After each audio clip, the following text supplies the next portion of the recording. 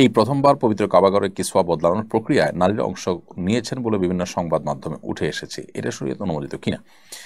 দেখুন, সংবাদ মাধ্যমে যেটি প্রচারিত হয়েছে আমার চোখে পড়েনি। এরকম কিছু যদি হয়ে থাকে যে নারীদের কে কাবাঘরের যে কিসওয়া এটা বদলানোর কাজে ব্যবহার করা হয়েছে, এরকম যদি ঘটে থাকে তাহলে সেটা আমরা শুধু এক কথা বলবো, দুঃখজনক। দুঃখজনক।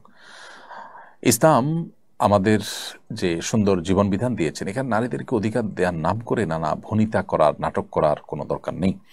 পৃথিবীতে বহু মানুষ, বহু সমাজ মেয়েদেরকে অধিকার দেওয়ার নাম করে তাদেরকে এমন একটা পর্যায়ে নিয়ে এসেছে যেটা আসলে তাদের অধিকার দেওয়া নয়, বরং তাদের প্রতি নানাভাবে জুলুম হচ্ছে।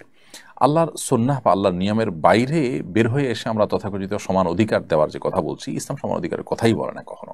ইসলাম বলে ন্যায্য অধিকারের কথা বলা, যে ক্ষেত্রে যার যতটুকু প্রয়োজন তার জন্য ততটুকু দিতে ইসলাম বলে। সব ক্ষেত্রে সমান সমান দেওয়ার চিন্তা সঠিক চিন্তা নয়, ইসলাম সেটার কথা কখনো বলে না। এই জন্য কাবার গিলাফ বদলানোর ক্ষেত্রে পুরুষ আছেন, সাথে মহিলারাও থাকতে হবে, তাহলে তাদের অধিকার দেওয়া হবে, এটা ভুল ধারণা।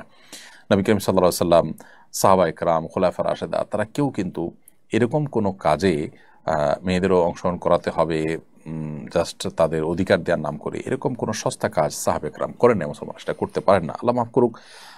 সেই কাজটি যদি হয়ে থাকে সেটা হবে খুবই দুঃখজনক বিষয়।